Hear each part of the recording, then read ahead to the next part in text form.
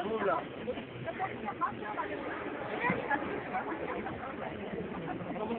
আপোনালোকক আমি নাটৰ মাধ্যমেৰে কৈছোঁ যে আমাৰ দেশত আইন আছে বা বিভিন্ন ধৰণৰ কাৰ্যসূচী ৰিয়েল মিটিং আমাৰ দেশত চলিয়ে থাকে শিশু শ্ৰমিকৰ অথচ এইবোৰ কিমান দূৰ সফল সেয়া ডাঙৰ প্ৰশ্ন। আমি একোজন ভদ্ৰ সমাজৰ একোজন সচেতন নাগৰিক, কিন্তু আমাৰ অঞ্চলতে দেখিবলৈ পাওঁ যে হোটেলত কাম কৰা ল'ৰাজন শিশু, বাছত যিসকলে হেণ্ডিমেন কৰিছে সেইবিলাক শিশু। আমি কিন্তু এবাৰো আমাৰ সময় নষ্ট কৰি এবাৰো ভবা নাই সেই শিশুসকল তেওঁলোকৰ জীৱনবোৰ যে বৰবাদ হৈ গ'ল, তেওঁলোকৰ জীৱনবোৰ যে ধ্বংস হৈ গ'ল। কিন্তু আমি যদি এবাৰ ভাবি চাওঁ সেই শিশুসকলৰ মাজতে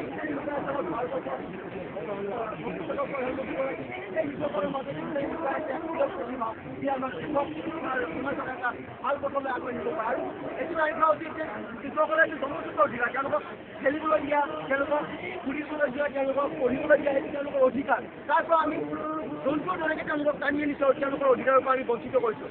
কিন্তু ইয়াৰ ফলত আমাৰ দেশখন, আমাৰ সমাজখন কিন্তু বিপথে গৈ আছে। আমি যদি সচেতন নহওঁ, কোনো আইনে কিন্তু ইয়াৰ সমস্যা আনি দিব নোৱাৰে, ইয়াৰ সমাধান আনি দিব নোৱাৰে এই সমস্যাৰ।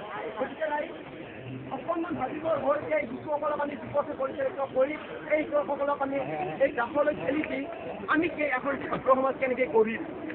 গতিকে আমি সচেতন হৈ সেই শিশুসকলক পঢ়াই যাইছোঁ, সেই শিশুসকলক আমি কেনেকৈ তাৰ পৰা উলিয়াই আনি আমি তেওঁলোকক কেনেকৈ শিক্ষা দিব পাৰোঁ সেই কথাটো আমি শিকিবৰ হ'ল।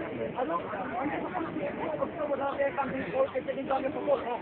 সেই আহক আমি হাতে হাতে হাত ধৰি একেলগে কওঁ, শিশু শ্ৰমিক বন্ধ কৰিম, শিশু শ্ৰমিক বন্ধ কৰিম, শিশু শ্ৰমিক বন্ধ কৰক। শিক্ষা এক মৌলিক অধিকাৰ, শিক্ষা এক জন্মসূত্ৰ অধিকাৰ। শিশু শ্ৰমিক বন্ধ কৰক, শিশু শ্ৰমিক বন্ধ কৰক।